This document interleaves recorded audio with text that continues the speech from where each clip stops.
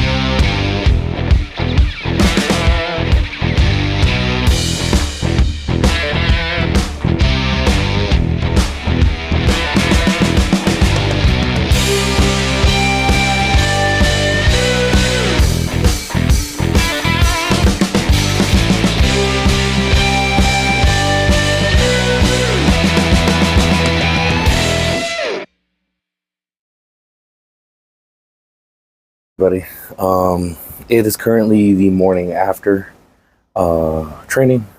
Had a pretty good session today, or yesterday. We ended up finishing up with some GHDs after the single leg RDLs. Kind of found out that I got a really tight hip flexors, so we're gonna start working on that. A couple things I just wanted to improve. Currently eating some tacos, so I got some Tabasco sauce. And I got my Baja Blast. A couple keynotes for improvement yesterday. One of the big things is on the deadlift, I did kind of notice that I was positioning a little bit outwards. And so I kind of noticed that I was kind of pulling far away from me. And that might have something to do with those tight hip flexors as I was talking about. But big things I'm gonna have to kind of figure out right now. I'm not sure if y'all noticed it's been kind of increasing and less conversation. We might do settings like this where I do a video and then I come here and I talk. I'm on my balcony right now. But there's a lot less conversation. I'm kind of getting a little more serious, kind of getting a little more aggressive in training, a little more focused. And I noticed that it's gonna take a lot, to kind of get there for nationals. It's going to take a lot of energy, a lot of time. So one of the big things I'm going to have to figure out is the balance between recording and training, and making sure that I continue to enjoy making these videos. These are really fun. I really do enjoy these. And at the same time, making sure that I continue to enjoy training. One of the things I'm kind of gathering from this is there's a big, almost like, not necessarily work-life balance, but you get what I mean. And I also think there's a point where I kind of need to be a little more intentional with my decisions around training.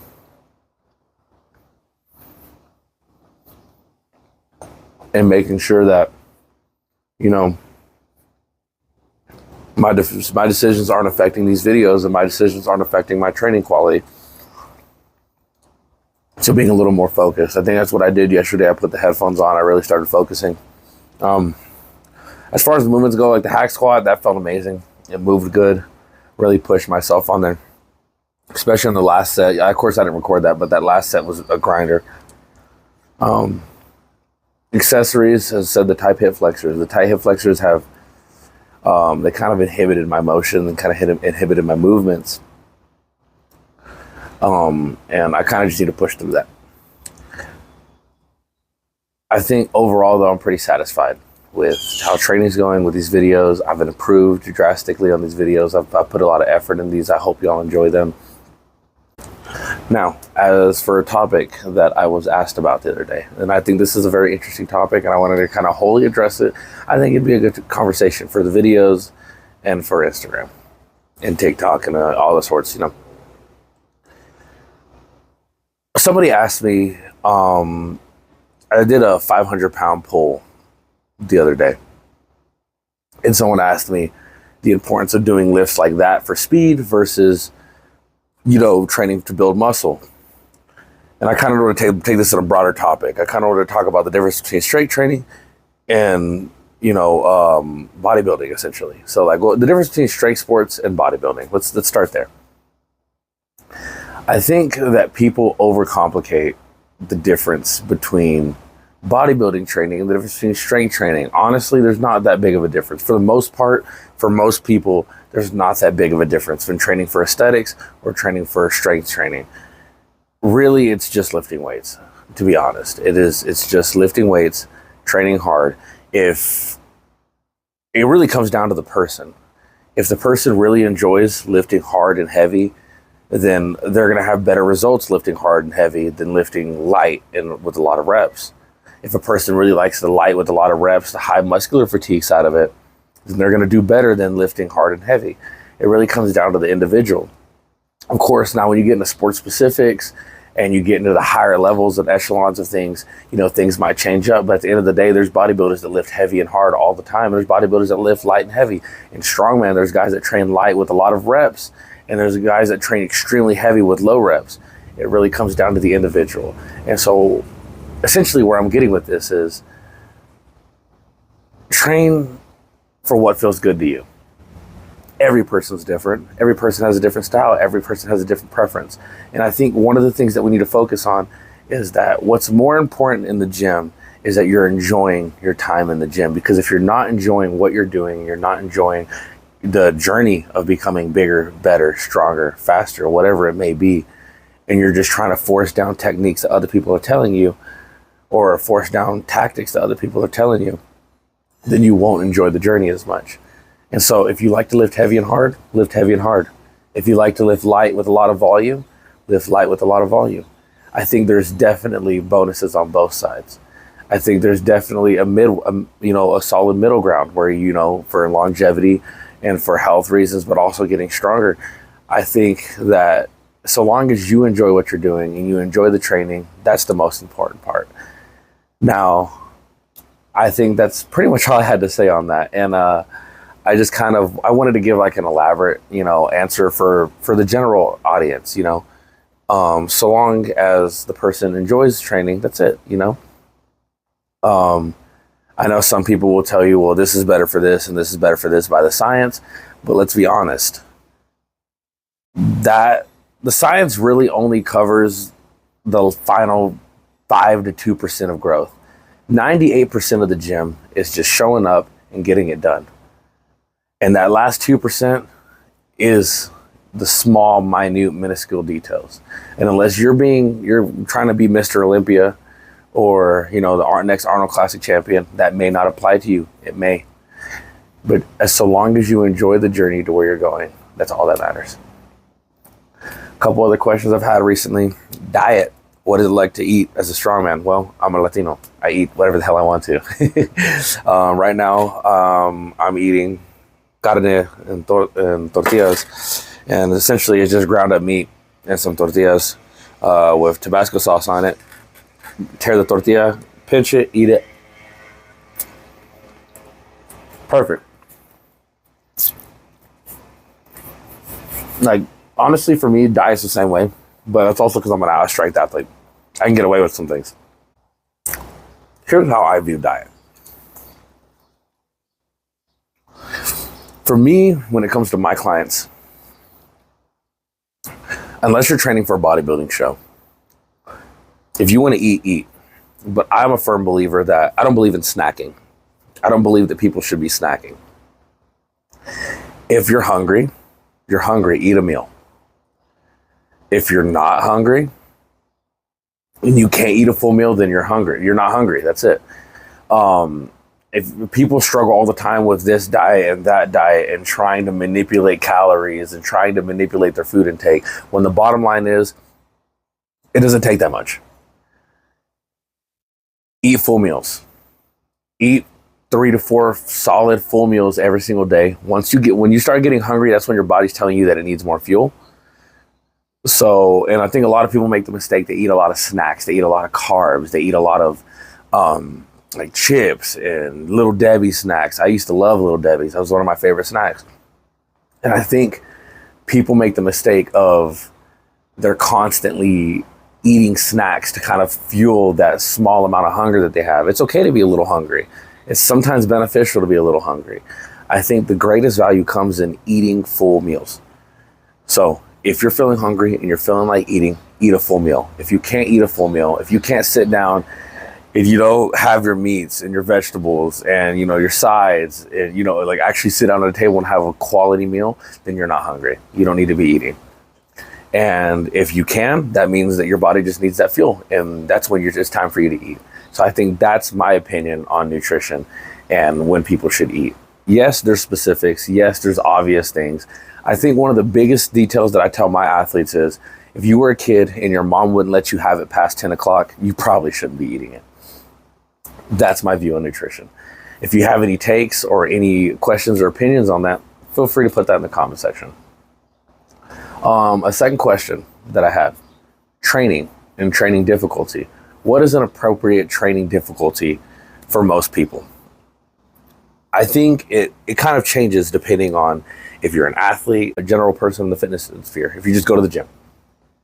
I think training intensity varies person to person. Training intensity is really only important, honestly, if you are an athlete or if you're trying to set a goal. And you got to realize that your intensity should match wherever you're trying to get to. Now, I think a lot of people see the social media influencers and they see these physiques and they see, you know, how they look and they want to be like that. And there's 2 caveats to that. One, is this person taking gear? One thing that a lot of people don't like to talk about is a lot of these social media influencers are on a lot of steroids. And so some of them may not train as hard, but they're on steroids. And so they have amazing physiques. Secondly, even the people that do take a lot of steroids, they train sometimes extremely hard. You have, you know, your guys like Larry Wheels and, you know, a lot of your pro athletes. And if that's the physique you're chasing, you got to understand that there's a certain standard to that. So let's say you just want to be in general shape, you just want to be healthy and not overweight. Cool. You may not need the intensity that you would need to become DK Metcalf. But let's say like my journey, I want to be world's strongest man. One of my biggest heroes and people I emulate is Brian Shaw. Brian Shaw's training intensity is extreme. He pushes himself to the limits. And that's the kind of intensity I need to bring if I want to achieve something at that level. So I think it really varies. And I think it's up to the person to reflect on where they're at and where their goals are and where they are in their journey. And honestly, also time frame. If you're not in a rush to get into shape, or you're not in a rush to get big, take your time, especially if you're younger. If you're in your early 20s, you know, late teens, and you're like, oh, I just kind of want to be in the gym. I want to be in shape. Cool. You have well into your rest of your life. But if you're sitting here and you're like, I got a goal and I need to meet it by this time, then you might need to crank that intensity. And if you're sitting here in the gym and you're not getting your goals, and you're not reaching your full potential, then maybe it's time to crank that intensity a little bit. And if you're there and you're feeling comfortable and you're happy with where you're at, then you feel free to be laid back. I think it's really important that it's up to the person where they lie on that spectrum of training intensity. And then the last question that I've received is, why strongman? As a kid in my family's always kind of valued strength. Being strong, being physical, being powerful has always been a very important aspect of my family and their nature, especially in the men. And my uncle used to watch World's Strongest Man whenever he was younger, and I would sit there and watch it. My grandfather used to watch World's Strongest Man. I've seen a lot of it. Of course, I've known about Arnold. I've known about Ronnie Coleman. I've known about all these big name influencers and big name, bodybuilders in the sphere throughout time. And I think for me, strength, I think, is important both mentally and physically. And where that came from was my grandfather. He taught me that a lot. That physical strength is important to protect your family, but, mental, emotional strength is important as your integrity as a man. And so growing up, that's the kind of environment I was around. And then right around COVID hit, I wasn't really an athletic kid. I didn't really train too much. I didn't really do sports. But growing up, I was still kind of introduced to that. My brother was in football. My family were all athletes. I kind of lived around it. Came COVID. COVID kind of locked us down. And this is around the time that Eddie Hall, Brian Shaw, and all of them were really kind of popping off, was during that COVID sphere. And I began to fall in love with the sport of strongman. I kind of watching it, I was like, this seems like something I could do. This seems like something that I'm capable of. I hadn't been in the gym at this point, but I was really genuinely interested. So, I kind of started experimenting. I had like a dumbbell in my room, and I would do strongman movements in my room and really kind of like feel it. It was like 30-pound dumbbell. And I really found that I loved doing what I was doing. So fast forward, I graduate and I decided to start training. I decided to become a strongman, which July the 5th is the anniversary of me becoming a strongman. And so I went to a gym in Galveston and I tried out the gym and I found out that, this is for me. Strongman is a sport where I think I value the fact that all the pressure is on me, all the failure is on me, but also all the success is on me. If you go into a strongman event and you go to compete, if you fail, that means that you need to work harder. And if you succeed, that means you did good. Your prep was amazing. And I value that. I value the individual aspect of strongman, but I also value the brotherhood of strongman. Strongmen, I have notoriously, from what I have seen, always have each other's back. And no matter where I go, no matter where I've been, no matter who I've met, I've always been treated respectfully. And I've always been loved by all the guys who are there and all the women who compete. And so this is why I'm in this sport. I love the sport. It's a great sport and the people are amazing. But anyways, that's the rest of my video. And thank y'all so much for watching. I hope you have a wonderful day. Thank y'all. Today, we're actually going to be back in the gym recording. You'll see that recording on Saturday. We're going to be doing a little bit of arm pulling, a little bit of back work, nothing too crazy today. It's going to be pretty simple. And then this Saturday, we will be traveling to go train at a gym. I'm not sure if I'm going to go to Lawton, Oklahoma, Lubbock, or Dallas, but hopefully I'll be able to bring y'all a really cool video and maybe even have some guests on. I hope y'all enjoyed this video. Thank y'all guys for watching. Y'all stay pumped, stay awesome. Peace.